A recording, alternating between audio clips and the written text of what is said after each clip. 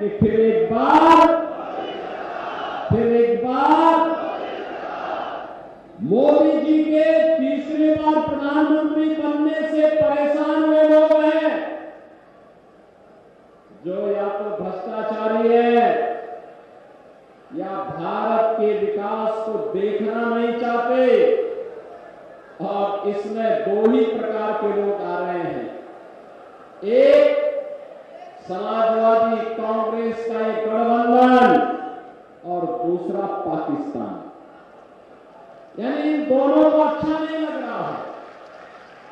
दोनों के स्वर भारत के विरोध में, भारतीयता के विरोध में, मर्यादा पुरुषोत्तम श्री राम के विरोध में, भारत के अनुसूचित जाति, जनजाति और पिछड़ी जाति के लोगों के विरोध में, बेटी और व्यापारी के विरोध में बरबस फूटते हुए दिखाई दे रहे हैं। बहनों भाइयों, पूरे देश के अंदर जनता ने इस बार ठाना है, और इस बार क्या ठाना है कि मोदी जी को प्रचंड बहुमत के साथ तीसरी बार देश की सत्ता को सौंप करके आत्मनिर्भर और विकसित भारत की परिकल्पना को साकार करना है। यह एक अवसर है हमारे लिए। इतिहास के एक ऐसे मोड़ पर हम खड़े हैं, इतिहास के एक ऐसे मोड़ पर हम खड़े हैं, बहनों भाइयों, जहां पर हम इतिहास बनाने की ओर जा रहे हैं। और इतिहास यही बनने जा रहा है कि लगातार मोदी जी प्रचंड बहुमत के साथ तीसरी बार भारत की सत्ता का संचालन करने की ओर अग्रसर हो रहे हैं। भाइयों, मैं आज इसीलिए आपके पास आया हूं। आपने 2022 में अपना आशीर्वाद भारतीय जनता पार्टी को दिया और मनीष रावत यहां से भारतीय जनता पार्टी के सिंबल से विधानसभा में पहुंचे। और आज परिणाम क्या है? इस सीतापुर जनपद में नैनीस धाम को हम अयोध्या धाम की तर्ज पर विकसित करने का काम कर रहे हैं। आपने देखा होगा सिगौली का रास्ता और आसान हो रहा है, क्योंकि लखनऊ का किसान पथ बन करके सीधे आपको मोहनलालगंज के साथ जोड़ने पे उतावला दिखाई दे रहा है। ये जो लाइन रेलवे की दिखाई दे रही है ना, आज से 10 वर्ष पहले ये छोटी लाइन थी, मीटर गेज थी। आज ये ब्रॉड गेज हो चुकी है। अब ट्रेन जब चलती है ना लखनऊ से, तो बहनों भाइयों, बुलेट ट्रेन की तरह तेजी के साथ दौड़ते हुए आपको आगे की यात्रा पर लेकर के चल जाती है। ये है आज का विकास। कांग्रेस के समय, समाजवादी पार्टी के समय एक उनका विकास का विजन ही नहीं था, और वे कोयले के इंजन से चलने वाली भाप की तरह ही उनकी विकास की रफ्तार भी होती थी। छुप छुप करके चलती थी और कुछ देर तक चली फिर रुक जाती थी। फिर उसमें भी वे अपने कमीशन खोरी देखते थे और योजना कभी पूरी नहीं हो पाती थी। और आज तो सीटी की तरह, बुलेट की तरह जब विकास की रफ्तार आगे बढ़ती है, तो हाईवे भी बनते हैं, रेलवे भी बनता है, किसान पथ भी बनता है, मेट्रो भी आने की उतावला दिखाई दे रहा है। लखनऊ एयरपोर्ट का आपने देखा होगा, दुनिया के लोग आज उसकी तारीफ कर रहे हैं। और अयोध्या धाम के साथ साथ नैनीस धाम भी आपकी आस्था का प्रतीक बन जाता है।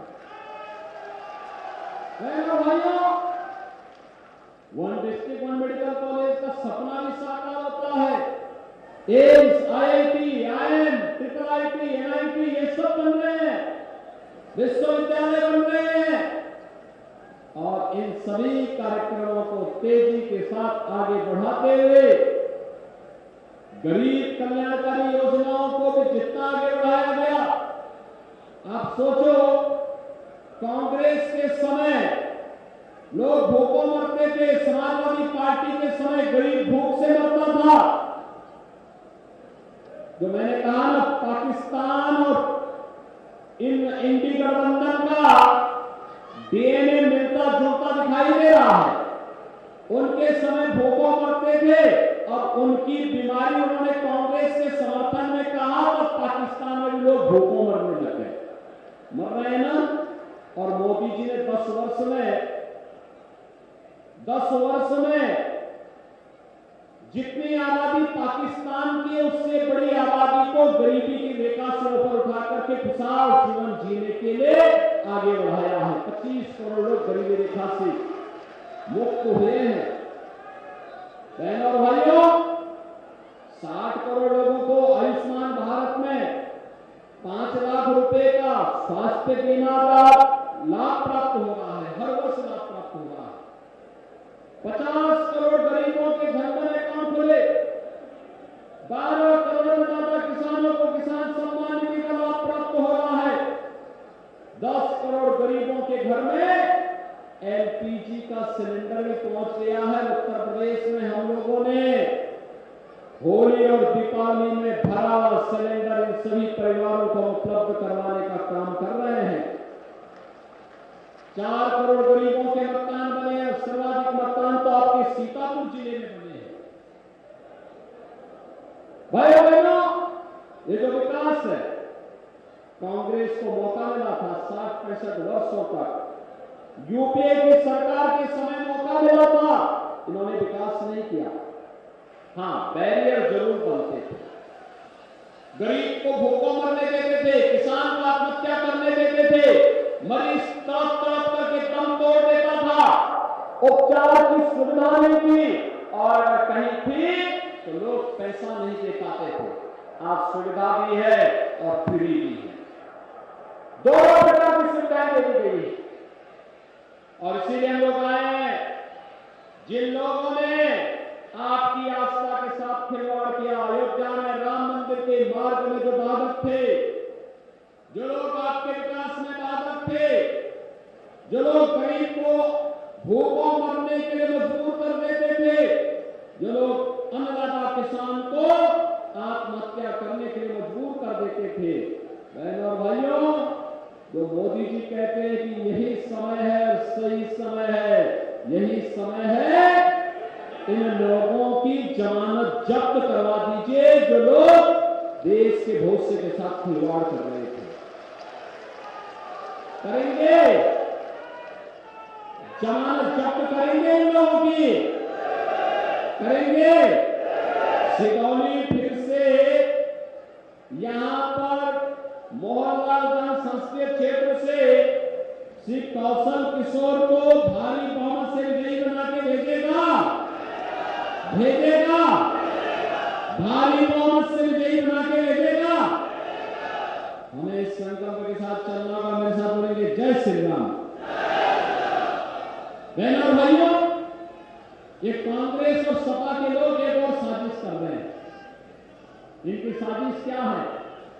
इनकी साजिश है कि बाबा साहब भीमराव अंबेडकर के द्वारा जो संविधान बनाया गया और संविधान के साथ छेड़छाड़ करके अनुसूचित जाति, जनजाति और पिछड़ी जाति के आरक्षण पर सेंध लगाने का काम लोग करने जा रहे हैं। क्या आप अपने अधिकार में किसी को घुसपैठ करने का अधिकार देंगे? क्या इन्होंने यूपीए सरकार के समय कांग्रेस और सपा ये साजिश कर चुकी है। इन लोगों ने उस समय जस्टिस रंगनाथ मिश्रा के नेतृत्व में कमेटी गठित की थी, जस्टिस राजेंद्र सच्चर के नेतृत्व में कमेटी गठित की थी और इनका प्रयास था कि ओबीसी को मिलने वाले 27% आरक्षण में इन लोगों ने उस समय 6% आरक्षण मुसलमानों को देने की वकालत की थी। इंडी गठबंधन के एक महत्वपूर्ण घटक आरजेडी के लालू जी ने कहा है बिहार में कि यहां पर हम सभी मुसलमानों को, उन्होंने कहा सभी मुसलमानों को ओबीसी का जितना आरक्षण मिलता दे देंगे। क्या हम हिंदुस्तान में स्वीकार करेंगे? क्या ऐसे ही कांग्रेस और समाजवादी पार्टी और लालू यादव ने किया था। उस समय करने की साजिश की थी। जस्टिस राजेंद्र सच्चर के नेतृत्व में कमेटी गठित की और उस कमेटी ने प्रयास किया था, क्योंकि जब हम लोगों ने रंगनाथ मिश्रा कमेटी का विरोध किया तो बहनों और भाइयों उस समय कांग्रेस ने दूसरी चाल चली थी। और चाल क्या चली? क्योंकि हमने कहा था कि बाबा साहब भीमराव अंबेडकर ने कहा था कि धर्म के आधार पर आरक्षण नहीं हो सकता, क्योंकि ये भारत के विभाजन का कारण बना था। तो इन्होंने क्या चाल किया? इन्होंने कहा कि मुसलमानों की ही कुछ जातियों को अनुसूचित जाति में शामिल कर दो। यानी डायरेक्ट नहीं तो इनडायरेक्ट बैकडोर से ये लोग अनुसूचित जाति के आरक्षण पर सेंध लगाने का प्रयास कर रहे थे और यही साजिश ये लोग करने जा रहे हैं। दूसरा, ये लोग हिंदुस्तानियों की पैतृक संपत्ति पर विरासत टैक्स लगा करके एक जजिया कर लगाना चाहते। इनके अंदर औरंगजेब की आत्मा घुस चुकी है। क्या औरंगजेब को आप स्वीकार करेंगे? क्या औरंगजेब को हिंदुस्तान स्वीकार करेगा? क्या मुगलों का सबसे बर्बर शासक था औरंगजेब। कोई मुसलमान भी, सभ्य मुसलमान ने अपने पुत्र का नाम औरंगजेब नहीं रखता, लेकिन औरंगजेब के जजिया कर को आज कांग्रेस और समाजवादी पार्टी के लोग विरासत टैक्स लगा करके भारत को, हिंदुस्तानियों को अपमानित करके आपकी संपत्ति को ही हड़प जाना चाहते हैं। तीसरा, इनके द्वारा एक और साजिश की जा रही है। कांग्रेस ने अपने घोषणा पत्र में क्या कहा है कि सत्ता में आएंगे तो अल्पसंख्यकों को उनके खान पान की स्वतंत्रता देंगे। बहन और भाइयों, मैं पूछना चाहता हूं, बहुसंख्यक और अल्पसंख्यक का भोजन ऐसा कौन सा है कि जिसमें भेद हो? ऐसा कौन सा भोजन है जो बहुसंख्यक नापसंद करता है और अल्पसंख्यक पसंद करता है? अरे रोटी सब वो भी खाते होंगे, ये भी खाते होंगे, दाल चावल वो भी खाते होंगे, भी खाते होंगे, मीठा ये भी खाता होगा, वो भी खाता होगा, लेकिन हां, एक जगह आकर के खा जाता है जब बहुसंख्यक समाज भारत का कहता है कि नहीं, हम गौ मांस नहीं खाएंगे, गौ हत्या को स्वीकार नहीं करेंगे, लेकिन मुसलमान इसको मान्यता देने का कुत्सित प्रयास करता है, चिढ़ाने का काम करता है। और कांग्रेस कह रही है कि उनको गोमांस खाने की स्वतंत्रता देंगे। क्या आप कांग्रेस को वोट देकर के, सपा को वोट देकर के आप ये पाप करेंगे क्या? अरे आने वाली पीढ़ियां और हमारे पूर्वज कभी माफ नहीं करेंगे, कभी माफ नहीं करेंगे इस पाप के लिए कि हम केवल उस नीच स्वार्थ के जाति में बह करके हम गौ माता की हत्या की स्वतंत्रता इन कांग्रेसियों को दे देंगे क्या? और इसीलिए मैं आया हूं आपके पास कहने के लिए, मोदी जी का शासन भारत को दुनिया की ताकत बनाने का शासन है। मोदी जी का शासन हमको, भारत को तो दुनिया की ताकत बनाने का अधिकार दे ही रहा है, साथ साथ यह लोग तो सुधर ही रहा है। और अयोध्या धाम में 500 वर्षों के बाद रामलला का विराजमान जो हुआ है ना, तो इस लोक के बाद परलोक में भी अपने पूर्वजों को बताने के लिए कि देखो, आपके संकल्प को हमने पूरा किया, हमारी पीढ़ी ने पूरा किया। क्योंकि ये भारतीय जनता पार्टी की सरकार इस संकल्प को पूरा इसलिए कर पाई, किसने ताकत दी थी? मोदी जी को, योगी जी को। और ताकत आपने दी, आपके वोट ने ताकत दी। अन्यथा अगर इस सपा की सरकार प्रदेश में होती और कांग्रेस की सरकार केंद्र में होती ना, तो राम भक्तों पर गोली वैसे ही चलती जैसे 1990 में उन्होंने चलाई थी। चलाया था ना? राम भक्तों पर गोली चलाने वाले क्या इस देश के अंदर शासन करेंगे क्या? रामद्रोही इस देश के अंदर शासन करेंगे क्या? आतंकवाद के पैरोकार देश के अंदर शासन करेंगे क्या? गरीब को भूखों मारने वालों को और किसानों को आत्महत्या करने वालों को क्या देश में शासन करने का अधिकार देंगे क्या? बेटी और व्यापारी की सुरक्षा में सेंध लगाने वालों को आप क्या देश में शासन करने का अधिकार देंगे क्या? तो बहनों और भाइयों, इसीलिए हम लोग आए हैं कि देश के स्वर के साथ हमको भी जुड़ना है, और वो स्वर है कि फिर एक बार कौशल किशोर जी भारी बहुमत से विजयी बनकर के जाएंगे ना? जाएंगे। 20 मई को चुनाव है, कल सीतापुर में और मिश्रिक में भी चुनाव है, और आपका चुनाव 20 मई को। बहनों और भाइयों, लोकसभा क्षेत्र बहुत बड़ा होता है। कौशल किशोर वैसे एक फक्कड़ आदमी है, घूमते रहते हैं, आपके क्षेत्र में घूमते हैं और भी क्षेत्रों में जाते हैं, केंद्रीय मंत्री हैं, अन्य क्षेत्रों में भी उनको जाना होता है। इसलिए मैं आप सबसे अपील करूंगा, हमारे विधायक हैं मनीष रावत यहाँ पर है, हमारे जिलाध्यक्ष भी हैं, पदाधिकारी भी हैं, लेकिन मैं आप सबसे अपील करूंगा, आप में से हर व्यक्ति कौशल किशोर बन जाएगा 20 मई तक। कौशल किशोर बनिए, मोदी जी का प्रतिनिधि बनिए, घर घर जाइए, कमल खिलाने का काम करिए और भाजपा को भारी बहुमत से विजयी बनाएंगे।